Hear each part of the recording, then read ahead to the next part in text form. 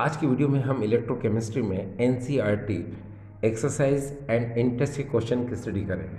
Dear students, आपके सामने जो सबसे पहला क्वेश्चन है एनसीईआरटी एक्सरसाइज का 3.8 क्वेश्चन देखिए किस तरह से है। क्वेश्चन है the conductivity of 0.20 m solution of KCl at 298 Kelvin is 0.0248 Siemens centimeter inverse. Calculate its molar conductivity. ठीक है, अब देखिए हिंदी में सुने। 298 केल्विन पर 0.20 m KCl विलेन की चालकता 0.0248 सीमेंस सेंटीमीटर इनवर्स है। इसकी मोलर चालकता ज्ञात करो, इसकी आणविक चालकता ज्ञात करो। देखिए डियर स्टूडेंट्स, आप बहुत अच्छे से जानते हैं कि जब भी आपको मोलर कंडक्टेंस डिटरमाइन करना होता है या आणविक चालकता को निकालना होता है तो आप इस फार्मूले को यूज़ करते हैं। ये देखिए lambda M equal to kappa into 1000 upon M. ठीक है, यहाँ पर कप्पा को हम लोग बोलते हैं स्पेसिफिक कंडक्टेंस, विशिष्ट चालकता। इस एम को हम लोग बोलते हैं मोलरिटी यानी मोलरता। इसको हम सांद्रता यानी कंसंट्रेशन भी बोल सकते हैं। और लैम्डा एम को हम लोग बोलते हैं मोलर कंडक्टेंस, आणविक चालकता। अब डियर स्टूडेंट्स, आप बहुत अच्छे से जानते हैं कि इस क्वेश्चन में यहाँ पर ये जो K है इसको हम लोग बोलते हैं स्पेसिफिक कंडक्टेंस। और स्पेसिफिक कंडक्टेंस की जो यूनिट होती है वो हमेशा सीमेंस सेंटीमीटर इनवर्स होती है। ठीक है, ये थोड़ा सा याद रखिएगा आप। सीमेंस सेंटीमीटर इनवर्स दे रखा है, इसका मतलब ये वैल्यू क्या है, कप्पा यानी कि स्पेसिफिक कंडक्टेंस यानी कि विशिष्ट चालकता की वैल्यू है। तो हम कप्पा की जगह इसको लिख देंगे। और ये जो वैल्यू है 0.20 m यानी मोलरिटी, मोलरता, इसको हम इस m की जगह लिखेंगे तो हमने लिख दिया 0.20। ठीक है, आप बहुत अच्छे से जानते हो molarity equal to n upon v होता है। ठीक है, यानी कि डेफिनेट वॉल्यूम में नंबर ऑफ मोल्स का प्रेजेंट होना मोलरिटी होता है। ठीक है, बोलते हैं ना अपन लोग the number of moles of solute dissolve per litre of the solution is called molarity. तो molarity and concentration both are the same, यानी कि मोलरता और सांद्रता दोनों क्या होती हैं, एक समान होती है। ठीक है, क्योंकि मोलरता की परिभाषा आप जानते हो, 1 लीटर विलयन में उपस्थित विलय के मोलों की संख्या को विलयन की मोलरता कहते हैं और यही सांद्रता होती है। ठीक है, तो चलो अब आपको पता चल गया कि एम की जगह पर आपने 0.20 रखना है, कप्पा की जगह पर आपको 0.0248 सीमेंस सेंटीमीटर इनवर्स रखना है। ठीक है, और लैम्डा एम को आपको निकालना है। तो चलिए आपने कप्पा की जगह ये वैल्यू रख दी और एम की जगह पर आपने ये वैल्यू रख दी तो आपको ये वैल्यू मिल गई। अब आप क्या करेंगे, ज़रा ध्यान से देखिए। देखो पॉइंट के बाद डिजिट देखिए कितने हैं, 1 2 3 4। तो पॉइंट के बाद 4 डिजिट हैं तो पॉइंट हटाओगे तो नीचे जो है यहाँ पर 10 की पावर 4 आ जाएगा। फिर इस पॉइंट को हटाओ तो ऊपर क्या आ जाएगा, 10 की पावर 2 आ जाएगा। ठीक है, अब आपको पता है कि जब इसको सॉल्व करेंगे तो ऊपर क्या आएगा, ऊपर अगर आप सॉल्व करते हैं तो आपको पता है ऊपर जो आएगा वो आएगा 2480 और नीचे क्या बचाएगा 20, ये नीचे 20 बचा। अब जब इसको 20 को इससे काटोगे तो आंसर कितना आएगा 124। तो इसका एक्चुअल आंसर आएगा 124 siemens centimetre square mole inverse. देखिए डियर स्टूडेंट्स, आप बहुत अच्छे से जानते हैं कि मोलर कंडक्टेंस की यूनिट जो है यही होती है। ठीक है, siemens centimetre square mole inverse. आप चाहो तो सीमेंस की जगह क्या लिख सकते हो, आपको पता है सीमेंस की जगह क्या लिख सकते हैं आप लिख सकते हो ohm inverse centimetre square mole inverse, है ना, या फिर siemens centimetre square mole inverse. अब बिकॉज सीमेंस में वैल्यू दी है तो आपको सीमेंस ही लिखना पड़ेगा। तो ये आपको बिल्कुल क्लियर हो रहा होगा। और ये जो मैंने काटा है ये तो आपको समझ में आ ही गया होगा।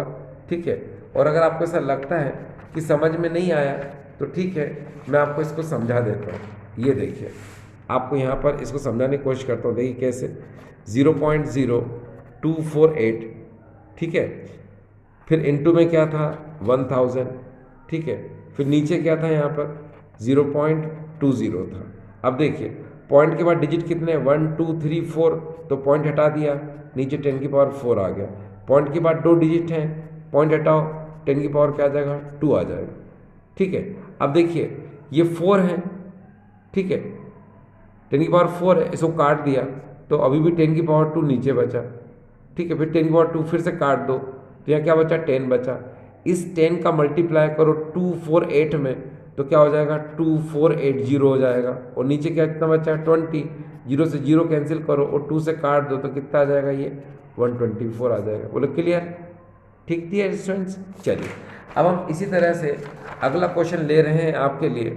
ये देखिए अगला क्वेश्चन इस तरह से है, ये डियर स्टूडेंट्स इंटेस्ट का क्वेश्चन है, ठीक है। और इंटेस्ट का क्वेश्चन है ये 3.4 नंबर। देखिए क्वेश्चन किस तरह से है, क्वेश्चन है calculate the potential of hydrogen electrode in contact with a solution whose pH is 10, ठीक है। फिर से सुनो, calculate the potential of hydrogen electrode in contact with a solution whose pH is 10। Hindi में सुने, pH बराबर 10 के विलयन के संपर्क वाले हाइड्रोजन इलेक्ट्रोड के विभव का परिकलन कीजिए, ठीक है। तो मैं आपको बता दूं इस क्वेश्चन को किस तरह से। देखिए इसमें इस क्वेश्चन का मीन ये है, हमको क्या करना है, ई सेल की वैल्यू निकालना है, ठीक है। यानी कि आप इस बात पर थोड़ा सा ध्यान दीजिए, हमको हाइड्रोजन इलेक्ट्रोड जो एक ऐसे सॉल्यूशन के कांटेक्ट में है जिसकी pH वैल्यू क्या है, 10 है, तो उसका हमको ई सेल क्या करना है, डिटरमाइन करना है, ठीक डियर स्टूडेंट्स। यानी कि इसमें pH कितना दे रखा है, 10 दे रखा है, और आपको इस हाइड्रोजन इलेक्ट्रोड का ई सेल क्या करना है, डिटरमाइन करना है। आप बहुत अच्छे से जानते हो क्या, हाइड्रोजन इलेक्ट्रोड में रिडक्शन एंड ऑक्सीडेशन दोनों प्रोसेस होती हैं। हाइड्रोजन इलेक्ट्रोड की एनोड की तरह भी काम करता है और कैथोड की तरह भी काम करता है, ठीक है। अब अगर हम नस इक्वेशन की बात करते हैं तो हम क्या करते हैं, हम ऐसी रिएक्शन लेते हैं जो कैथोड इलेक्ट्रोड पर होती है, यानी कि रिडक्शन, यानी कि वो इलेक्ट्रोड जिस पर अपचयन अभिक्रिया होती है उस कैथोड इलेक्ट्रोड को हम लेते हैं। तो हमने क्या किया, ये देखिए 2H पॉजिटिव लिखा है ना, इसको 2 इलेक्ट्रॉन दे दिए, क्योंकि 2 1 जा 2, ये 2 प्लस है तो 2 इलेक्ट्रॉन देंगे तभी तो ये H2 गैस बनाएगा, ठीक है। तो इसीलिए हमने क्या किया, 2H पॉजिटिव लिया, इसको 2 इलेक्ट्रॉन दे दिए तो इसने H2 गैस बना लिया। अब आपको पता है कि नस इक्वेशन जो होती है वो हमेशा 1 मोल आयन के लिए होती है, और यहाँ पर कितने मोल हैं डियर, 2 मोल हैं। तो हमें करना क्या है, 1 मोल आयन के लिए करना है, तो हम इस पूरे इक्वेशन में इधर भी 2 का डिवाइड करेंगे और इधर भी 2 का डिवाइड करेंगे। तो देखो 2 से 2 कैंसिल और इधर 2 से 2 कैंसिल, तो हमको मिलेगा इतना। अब इधर तो कुछ है ही नहीं तो क्या आ जाएगा, 1/2, यानी ये आ गया। तो ये हमारी क्या है, मेन इक्वेशन है, ठीक है। और अब हम इस इक्वेशन के लिए ही, यानी कि for 1 mole ion, 1 mole hydrogen ion के लिए ही हम नस इक्वेशन लिखते हैं। और आपको पता है अकॉर्डिंग टू नस इक्वेशन, इसके लिए नस इक्वेशन क्या होती है, ये होती है। देखिए डियर, पहले आप ई सेल लिखेंगे इक्वल टू E0 सेल लिखेंगे माइनस 0.0591 अपॉन n लिखेंगे, फिर log 1/H पॉजिटिव लिखेंगे, ठीक है। ये आपने इतना लिख दिया, ठीक है। यानी कि इस कैथोड इलेक्ट्रोड पर जो रिएक्शन हो रही है उसके लिए नस इक्वेशन क्या होता है, ये होता है। ये आपने इतना लिख दिया। अब आप देखिए यहाँ पर n क्या है, लॉस और गेन ऑफ इलेक्ट्रॉन है, तो यहाँ पर इलेक्ट्रॉन कितना 1 है, तो आप इस n की जगह क्या लिख सकते हो, 1 लिख सकते हो, यानी n इक्वल टू क्या आएगा, 1, ठीक। दूसरी बात आपको ये भी पता होगा, हाइड्रोजन इलेक्ट्रोड E0 सेल की वैल्यू क्या होती है, हमेशा 0.00 होती है, याद कर लो आप, इतनी होती है। अब रही बात, हमको इस H पॉजिटिव की जगह वैल्यू लिखना है, तो आप बहुत अच्छे से जानते हैं अकॉर्डिंग टू pH वैल्यू की डेफिनेशन से H पॉजिटिव इक्वल टू 10 की पावर माइनस pH होता है। ये अकॉर्डिंग टू क्या है, डेफिनेशन, परिभाषा के अनुसार यही होता है। H पॉजिटिव इक्वल टू 10 की पावर माइनस, ये माइनस, ये क्या डियर, माइनस pH है। और आपको क्वेश्चन में pH की वैल्यू कितनी दे रखी है, उसने 10 दे रखी है। बस इस pH की जगह आप 10 लिख दो, तो 10 लिख दोगे तो H पॉजिटिव इक्वल टू क्या मिलेगा आपको, 10 की पावर माइनस 10 मिल जाएगा। अब आप क्या करोगे, इन सारी वैल्यू को पुट करोगे कहाँ पर, इस इक्वेशन में। E0 सेल की जगह आप लिखोगे 0.00, ये आपने लिख दिया। फिर n की जगह 1 लिखना है, ये 1 लिख दिया। फिर इस H पॉजिटिव की जगह आपको 10 की पावर माइनस 10 लिखना है, ये आपने लिख दी। अब आपको पता है कि यहाँ पर 10 की पावर -10 है, ये पावर -10 है। अगर आप इसको प्लस में कन्वर्ट कर दो तो इसको ऊपर ले जाओ, ऊपर ले जाओगे तो ये इक्वेशन आपको मिल जाएगी E cell equal to 0 -0.0591 log 10 की पावर 10। अब इस इक्वेशन को हम वापस से लिख रहे हैं समझाने के लिए। देखिए ये हमने ऐसे लिख दिया। अब आपको पता है कि यहाँ एक फार्मूला जनरेट होता है, एक फार्मूला लगता है log m की power n equal to n log m, यानी कि इसके अंदर ये log m की पावर n है तो ये 10 कहाँ आ जाएगा आगे, ये देखो ना n log m, और ये इक्वेशन हमें मिल गई। आपको पता है log 10 की वैल्यू क्या होती है, 1 होती है, तो इसको हटा दो, 1 लिख दिया। अब हमको ये इक्वेशन मिल गई। ठीक है, कोई दिक्कत तो नहीं है ना। देखो ना 0 -0.0591 है, इसमें से कितना भी सब्ट्रैक्ट कर लो यही आएगा। log 10 की पावर 10 फार्मूला लगा दिया हमने तो 10 आगे आ जाएगा, ये आगे आ गया। और log 10 ऐसा कैसे, log 10 की वैल्यू 1 होती है, हमने 1 लिख दिया, ये इतना आ गया, यानी ये यहाँ तक आ गया। अब इस 10 का मल्टीप्लाई कर दोगे तो -0.59 वोल्ट, ये इसका आंसर आ चुका है। ये देखिए डियर स्टूडेंट्स, ये इसका आंसर आ गया। ठीक है, तो ये क्वेश्चन भी आपको क्लियर हो गया। देखिए डियर स्टूडेंट्स, इस समय हम जो क्वेश्चन पढ़ने जा रहे हैं ये NCERT का एक्सरसाइज का क्वेश्चन नंबर है 3.16। ये देखिए डियर स्टूडेंट्स, ये है क्वेश्चन। और डियर स्टूडेंट्स ये क्वेश्चन बहुत ज़्यादा इंपॉर्टेंट है CBSE स्टूडेंट्स के लिए। देखिए क्वेश्चन किस तरह से, तो पहले इसको समझ लेते हैं। क्वेश्चन है 3 electrolytic cells ABC containing solution of ZnSO4, AgNO3 and CuSO4 respectively are connected in a series. A steady current of 1.5 amperes was passed through them until 1.45 gram of silver deposited at the cathode of cell B. How long did the current flow? What mass of copper and zinc were deposited? देखिए dear students, इस question में आपको 3 चीज़ें determine करना है। एक तो ये how long did the current flow, यानी कि कितना करंट फ्लो हो रहा है आपको ये निकालना है। दूसरा what mass of copper and zinc, copper का भी मास निकालना है आपको और जिंक का भी मास निकालना है। तो 3 चीज़ें हमको डिटरमाइन करना है। क्वेश्चन बहुत इजी तरीके से समझ में आ जाएगा आपको।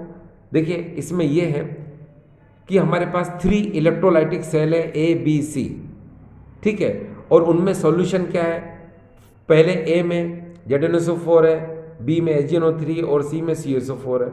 उनको हमको क्या करना है, सीरीज़ में कनेक्ट करना है।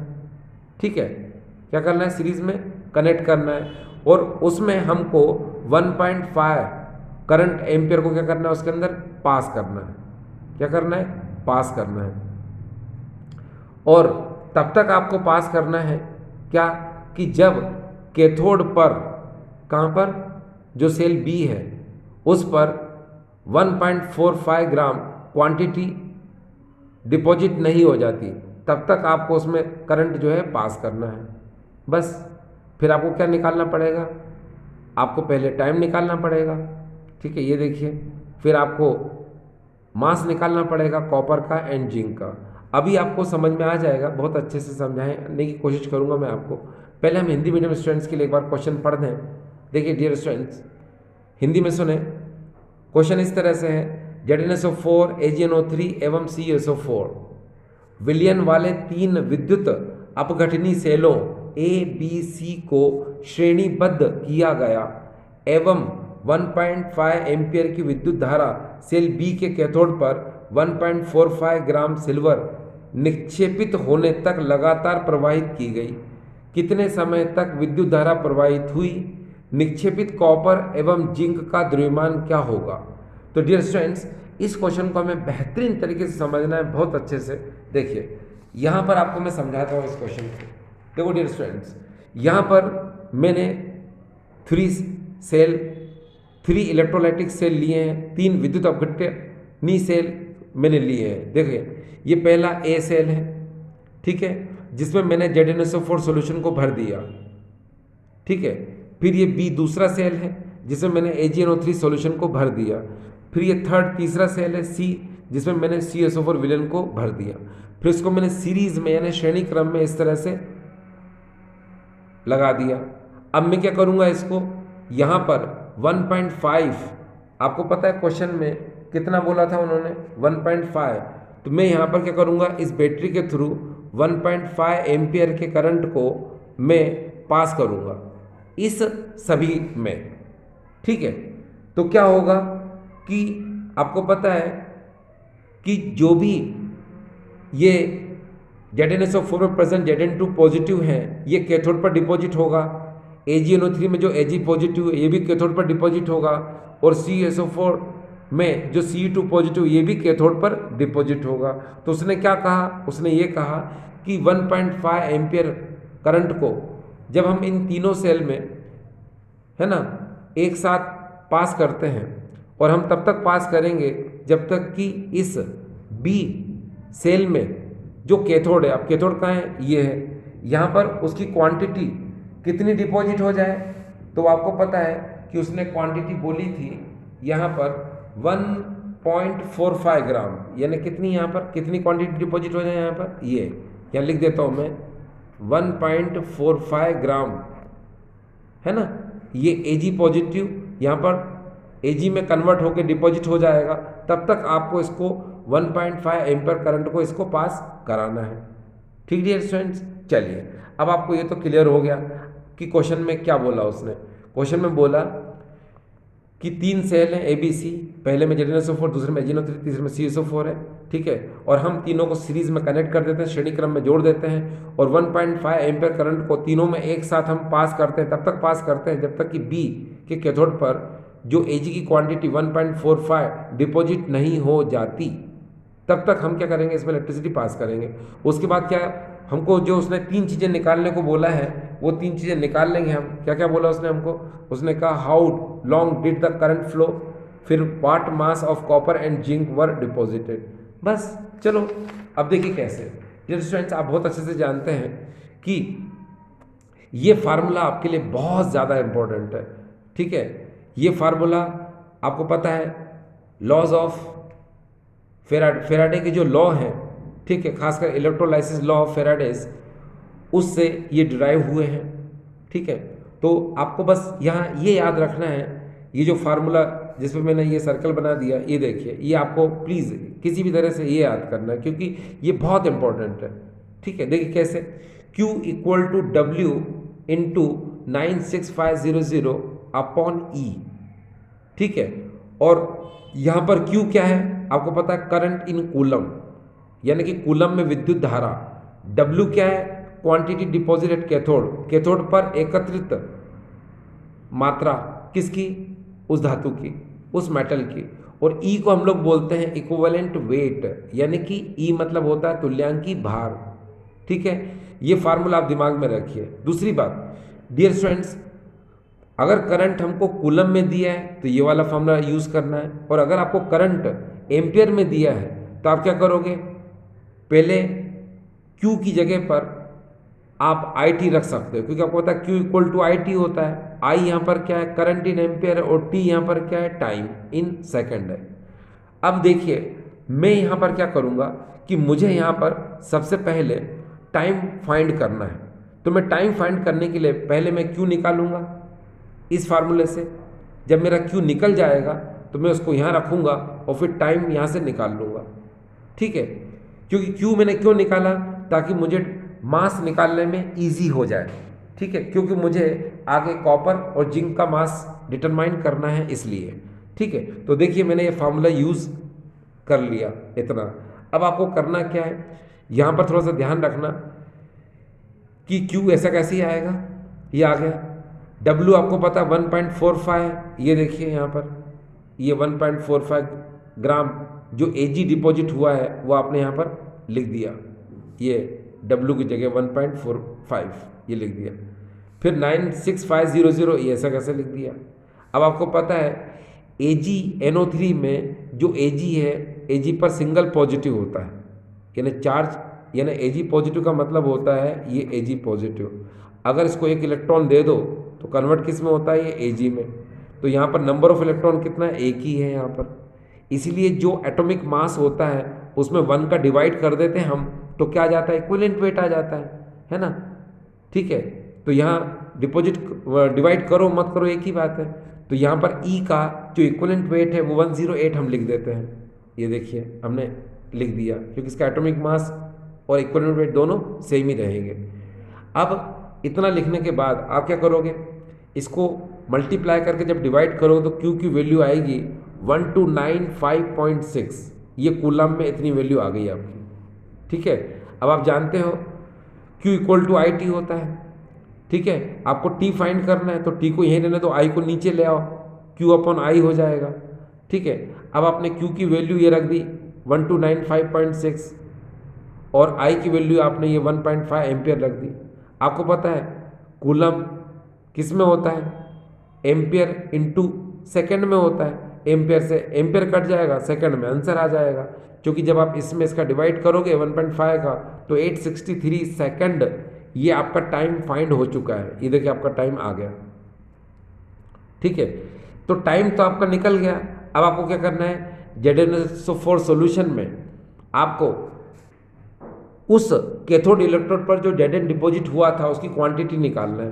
तो फार्मूला हमने अब ये यूज़ किया, आप जानते हो यही फार्मूला डियर, देखिए यही है।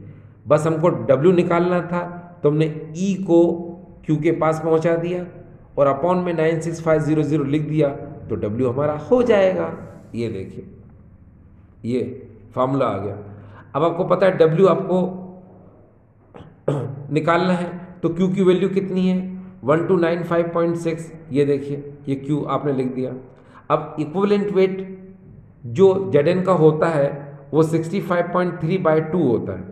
क्यों होता है, क्योंकि आपको पता है Zn का जो एटॉमिक मास है वो 65.3 है, मगर ये 2 इलेक्ट्रॉन गेन करके Zn बना रहा है। ठीक है, तो 2 इलेक्ट्रॉन की वजह से यहाँ पर 2 आता है ना, क्या आता है 2 आता है। ये 2 इलेक्ट्रॉन की वजह से यहाँ पर क्या आता है 2 आता है। तो एटॉमिक मास अपॉन 2 को ही हम लोग क्या बोलते हैं, ई बोलते हैं, इक्विवेलेंट वेट बोलते हैं। ठीक है, तो ये इतना हमने लिख दिया। फिर 9650 ऐसा कैसे ही है, जब इसको सॉल्व करोगे तो इसका आंसर आएगा 0.438 ग्राम। ये देखो ये कैथोड पर इतनी क्वांटिटी जो है Zn की क्या होगी, डिपॉजिट होगी। अब हमको आगे देखना है, ये देखिए CaSO4 सॉल्यूशन में हमको कैथोड पर Cu की कितनी क्वांटिटी डिपॉजिट होती है, अब वो निकालना है। चलो वो निकल जाएगा। फार्मूला यही है W equal to Q into E 96500। अब Q तो आपको पता ही है 1295.6, ये 96500 ऐसा कैसे लिख लिया। अब इक्विवेलेंट वेट कितना है, तो मैंने बताया था इक्विवेलेंट वेट कैसे निकालते हैं, atomic mass upon number of electron को हम E बोलते हैं। आपको पता है Cu का एटॉमिक मास कितना है 63.5 और इलेक्ट्रॉन कितने गेन कर रहा है ये 2, तो 63.5 अपॉन 2, तो ये क्या हो जाएगा डियर E, ये E होता है। बस आपने लिख दिया यहाँ पर। ठीक है, अब क्या होगा, अब इसको मल्टीप्लाई करो और इसको डिवाइड कर दो, इसका आंसर इतना आ जाएगा 0.426 ग्राम। तो ये जो इतनी क्वांटिटी आई है ये कैथोड पर कॉपर की इतनी क्वांटिटी क्या होती है, डिपॉजिट होती है। ठीक है, समझ में आ गया आपको। तो यहाँ देखिए अब आपको आइडिया लग गया 0.426 ग्राम, यहाँ पर 0.426 ग्राम ये यहाँ डिपॉजिट हो रहा है। ठीक है, और जिंक का देखते हैं कितना है 0.438, ये जिंक का यहाँ पर यहाँ पर 0.438 ग्राम, ये इसकी इतनी क्वांटिटी डिपॉजिट हो रही है। तो आप देख रहे हो इसके कैथोड पर तो शुरू में ही 1.45 ग्राम डिपॉजिट हुई थी, अब इस पे इतनी क्वांटिटी डिपॉजिट हो गई और इसके कैथोड पर भी इतनी क्वांटिटी डिपॉजिट हो गई। तो देखो तीनों आंसर आपके आ चुके हैं। आपको टाइम फाइंड करना था, देखिए डियर टाइम निकल चुका है यहाँ से, ये देखिए ये 863 सेकेंड। उसके बाद आपको Zn का मास निकालना था W, वो निकल गया 0.438 ग्राम। फिर आपको कॉपर का मास निकालना था, वो भी निकल गया 0.426 ग्राम। ठीक है डियर स्टूडेंट्स, अच्छा चलिए अब हम आगे चलते हैं। फ्रेंड्स इस समय हम जो क्वेश्चन पढ़ने जा रहे हैं ये NCERT एक्सरसाइज का 3.5, और इस 3.5 क्वेश्चन में हम जो 4th क्वेश्चन है इसको सॉल्व करेंगे। क्योंकि इस 3.5 में जो फोर्थ क्वेश्चन है वो थोड़ा सा यूनिक है, थोड़ा सा टफ है, ठीक है। तो ये इसीलिए मैंने आपके लिए इसको चूज़ किया है ताकि आपको अच्छे से समझ में आ सके। मैक्सिमम स्टूडेंट्स इस क्वेश्चन को शायद करने में उनको प्रॉब्लम होती है, इसीलिए इस क्वेश्चन को मैंने अभी लिया है आपके लिए। अब देखिए डियर स्टूडेंट्स, इस क्वेश्चन में है क्या? इस क्वेश्चन में है calculate EMF of the following cells at 298 kelvin, और फिर आपको यहाँ पर ये रिएक्शन दी हुई है। देखिए 298 केल्विन तापमान पर निम्न सेल का विभव का मापन कीजिए। अब देखिए इसमें क्या है, थोड़ा ध्यान रखना, ये डियर याद रखिए, ये सॉल्ट ब्रिज होता है, ठीक है। सॉल्ट ब्रिज से इस तरफ ये हमेशा एनोड होता है, ठीक है, और इस तरफ हमेशा कैथोड होता है। यानी सॉल्ट ब्रिज के इस तरफ राइट साइड पर कैथोड होता है और लेफ्ट साइड पर क्या होता है, एनोड होता है, ठीक है। चलिए अब हमको ये रिएक्शन जो गिवन है इसका ईएमएफ यानी ई सेल डिटरमाइन करना है। तो देखिए बहुत इजी तरीके से आपको ये क्वेश्चन समझ में आ जाएगा, बहुत इजी तरीके से। देखिए सबसे पहले आपको पता है कि मैंने आपसे कहा ये एनोड की तरह होता है और ये कैथोड की तरह होता है। तो आप बहुत अच्छे से जानते हैं कि एनोड पर क्या होता है, ऑक्सीडेशन, कैथोड पर क्या होता है, रिडक्शन। यानी एनोड पर ऑक्सीकरण होता है और कैथोड पर क्या होता है, अपचयन होता है। तो सबसे पहले हम यहाँ लिखेंगे एट एनोड और यहाँ लिखेंगे ऑक्सीडेशन। अब देखिए यहाँ हुआ क्या, यहाँ पर ये याद रखिए कि ये Br नेगेटिव Br2 में कन्वर्ट हो रहा है, ठीक है, और यहाँ पर ये H पॉजिटिव H2 में कन्वर्ट हो रहा है। तो चलो इसको पहले बैलेंस कर लेते हैं। तो यहाँ क्या लिखेंगे हम सबसे पहले, यहाँ लिखेंगे हम सबसे पहले एट एनोड, एनोड पर होता है ऑक्सीडेशन। तो 2 Br नेगेटिव, 2 1 जा 2, ये 2 इलेक्ट्रॉन ये रिलीज कर देगा, तो यहाँ बन जाएगा Br2, ठीक। तो ये हमारी हो जाएगी पहली इक्वेशन। अब इसी तरह से एट कैथोड, कैथोड पर रिडक्शन होता है, ठीक है। तो हमने यहाँ 2H पॉजिटिव लिया, क्यों, क्योंकि आपको H2 बनाना था। तो 2H पॉजिटिव को ये इलेक्ट्रॉन हम दे देंगे जिनको ये एक्सेप्ट करके H2 गैस में ये कन्वर्ट हो जाएगा। तो ये हो जाएगी हमारी सेकेंड इक्वेशन। आप बहुत अच्छे से जानते हो कि ऑक्सीडेशन एंड रिडक्शन दोनों जिस रिएक्शन में होती है उसको हम लोग बोलते हैं रेडॉक्स रिएक्शन। तो अब हमको रेडॉक्स रिएक्शन लिखना है। तो रेडॉक्स रिएक्शन में क्या होता है आपको पता है, reduction and oxidation. Reduction and oxidation को हम रेडॉक्स अभिक्रिया कहते हैं, रेडॉक्स रिएक्शन कहते हैं। अब देखिए रेडॉक्स रिएक्शन में क्या होता है कि इलेक्ट्रॉनों को कभी लिखा नहीं जाता, क्यों, क्योंकि राइट हैंड साइड पर जो इलेक्ट्रॉन होते हैं, ये देखिए ये लेफ्ट हैंड साइड के इलेक्ट्रॉनों से क्या हो जाते हैं, डिस्कार्डेड, यानी कट जाते हैं। बस अब क्या करेंगे, इसको हम ऐसा कैसे लिखेंगे, देखिए 2 Br नेगेटिव, ये 2 Br negative plus 2H positive plus 2H positive, फिर एरो के इस तरफ देखिए Br2 लिक्विड, Br2 लिक्विड, फिर प्लस H2 गैस, ये प्लस H2 गैस, ये हमारा इतना आ गया।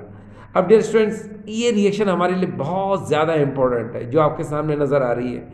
ये जो रेडॉक्स रिएक्शन है डियर, यही है इस क्वेश्चन का टर्निंग पॉइंट, ठीक है। तो देखिए आपको पता है एरो के इस तरफ रिएक्टेंट होते हैं अभिकारक, और एरो के इस तरफ जो होते हैं प्रोडक्ट यानी उत्पाद होते हैं।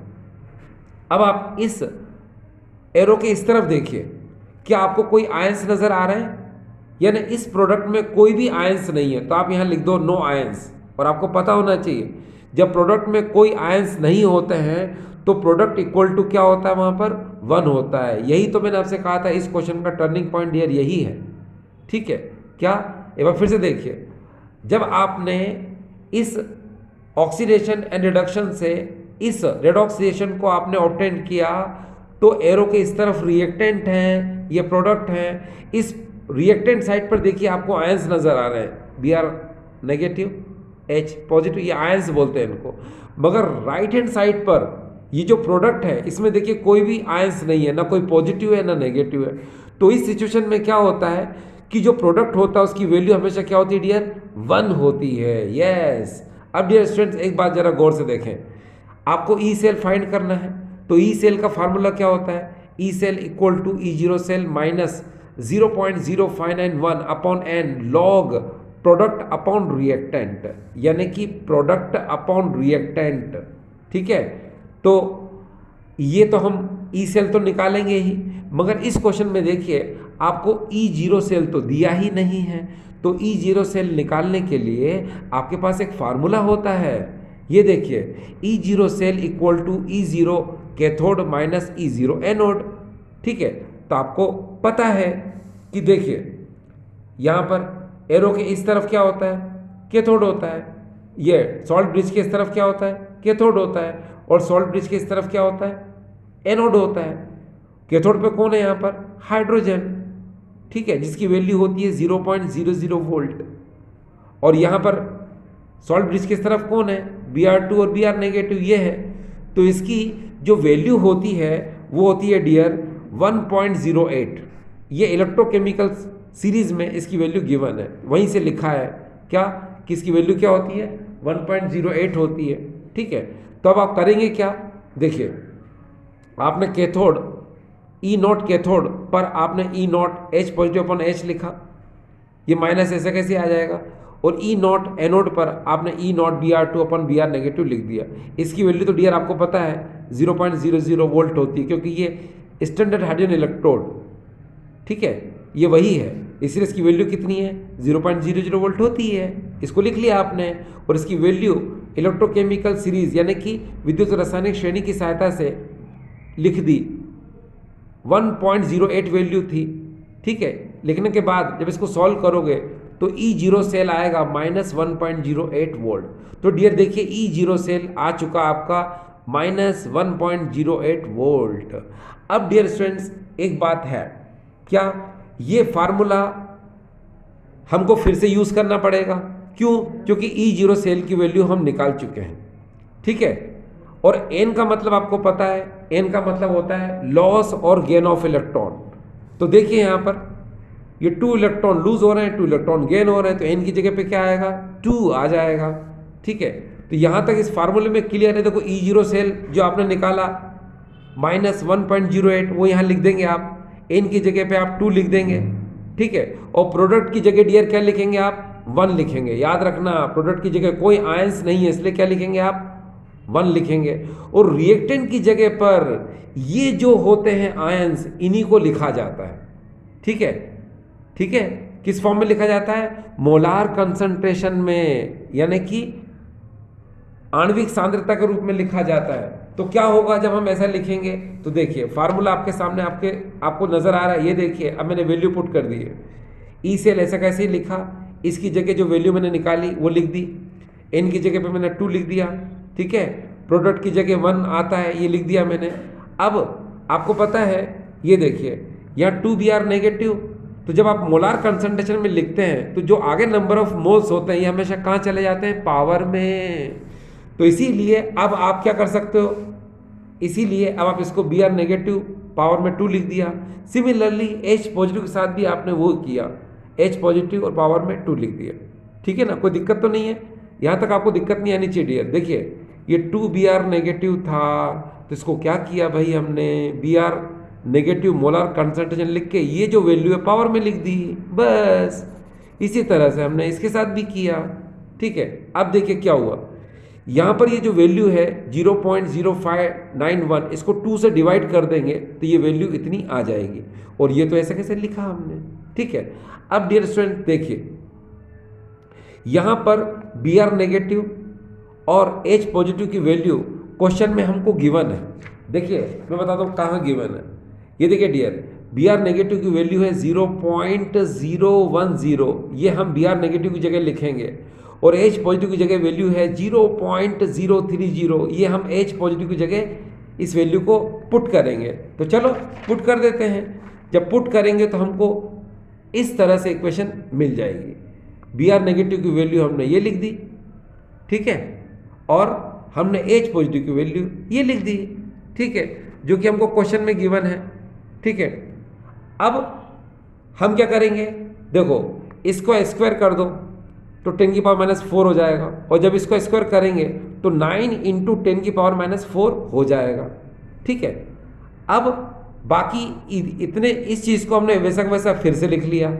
ठीक है, अब यहाँ पर आप देखिए क्या हुआ, यहाँ पर 10 की पावर माइनस 4 और 10 की पावर माइनस 4 दोनों को एक साथ लिख लिया तो 10 की पावर माइनस 8 हो जाएगा और 9 को हमने आगे लिख दिया। ठीक है, यहाँ तक आपको समझ में आ रहा होगा। अब देखिए फिर से हमने अगली स्टेप में इसी चीज़ को वापस से हमने ऐसा कैसा फिर से लिख दिया। अब देखिए यहाँ क्या हुआ, इस 1 में हमने 9 का क्या कर दिया डियर, डिवाइड कर दिया। जब डिवाइड करेंगे तो क्या आएगा 0.111 यानी 0.111 आ जाएगा। और जो 10 की पावर माइनस 8 ये माइनस में वैल्यू थी, जब इसको ऊपर ले जाएंगे तो प्लस में वैल्यू हो जाएगी, 10 की पावर प्लस 8 ये प्लस 8 हो जाएगा। ठीक है, अब देखिए अगली स्टेप में हमने इस चीज़ को वापस से यहाँ तक ऐसा कैसे ही लिख लिया। अब आपको हमने क्या किया, ये लॉग है, ठीक है, ये लॉग, ठीक है, इस लॉग को आपने ऐसा कैसे लिख दिया। अब यहाँ पर देखिए पावर जो है इसकी प्लस में है, ठीक है, प्लस 8 है। अगर इस पॉइंट को आप इधर खिसकाते हो, इस पॉइंट को इधर खिसकाते हो, उसकी पावर क्या हो जाएगी, कम हो जाएगी। तो इस वैल्यू को हम ऐसे लिख लेंगे अब 1.11 इंटू 10 की पावर 7, ये प्लस में है ना, बस पॉइंट को खिसका दिया इधर ताकि हमको लॉग निकालना इसका इजी रहे। तो देखो अब आपको इतना आ गया। अब यहाँ पर देखिए डियर, यहाँ पर एक फार्मूला जनरेट हो रहा है log m इंटू एन। ये देखिए log m into N equal to क्या होता है, log m plus log n होता है। तो बस log का अंदर मल्टीप्लाई कर दो तो इसके बीच में यहाँ पर प्लस आ जाएगा, बस और क्या। तो देखो ये वैल्यू ऐसी कैसी हमने एक बार फिर से इसको ऐसा कैसा लिख लिया। और यहाँ पर क्या हुआ, ये log 1.11 प्लस log 10 की पावर 7 ये यहाँ तक आ गया। यहाँ तक आपको कोई दिक्कत नहीं है। फिर से इस वैल्यू को ऐसा कैसा लिख लो आप। अब आप क्या करोगे, इसको देखकर एक फार्मूला फिर जनरेट हो रहा है डियर, कौन सा, log m raise to the power n। तो इसको क्या करेंगे हम, ये n log m लिख सकते हैं, n क्या हो जाएगा, आगे आ जाएगा। उसी तरह से log 10 की पावर 7 है तो 7 कहाँ आगे आ जाएगा, तो हो जाएगा 7 log 10। ये देखिए 7 log 10। ठीक, अब देखिए फिर से इतनी वैल्यू को हमने ऐसे कैसे लिख लिया।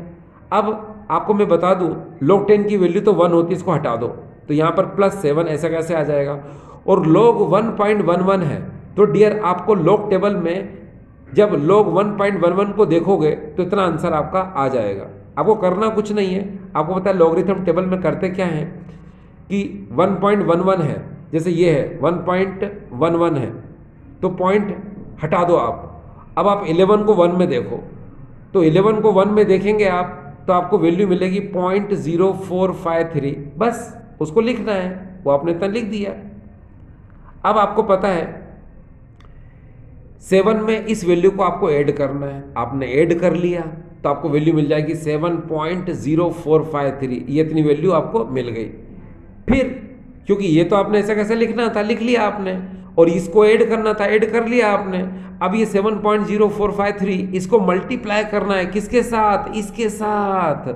जब इसको इसके साथ मल्टीप्लाई करोगे डियर तो आपको मिलेगा 0.2078, ये इतना मिलेगा। ठीक है, अब अगर आप इसको अप्रोक्सीमेटली लिखना चाहते हो तो 8 हटा दो तो एक डिजिट इधर बढ़ा दो तो क्या हो जाएगा, अब आप 208 लिख सकते हो। अगर आप इस 8 को हटा रहे हो तो यहाँ पर 0.2078 की जगह पर अब आप 0.208 लिख सकते हो, आपने लिख लिया। अब इसमें से आप इसको सब्ट्रैक्ट करो तो आपको मिलेगा इतना आंसर -1.288। ये आपको इतना आंसर डियर मिल चुका है। याद रखिए ये ई सेल की वैल्यू किस में आई है, नेगेटिव में, और नेगेटिव का मतलब होता है the given reaction is not feasible, यानी ये रिएक्शन कभी हो ही नहीं सकती है क्योंकि इसकी वैल्यू क्या है डियर, नेगेटिव में। हाँ पॉजिटिव में होता तो ये रिएक्शन हो जाता, मगर नेगेटिव में, इसलिए रिएक्शन डियर नहीं होगा। तो आई होप डियर स्टूडेंट्स आज का वीडियो आपको समझ में आया होगा। आज का वीडियो बहुत ज़्यादा इंपॉर्टेंट था क्योंकि आज जो मैंने क्वेश्चन लिए हैं सारे के सारे इंपॉर्टेंट क्वेश्चन लिए हैं। ठीक डियर स्टूडेंट्स, ठीक है, थैंक यू।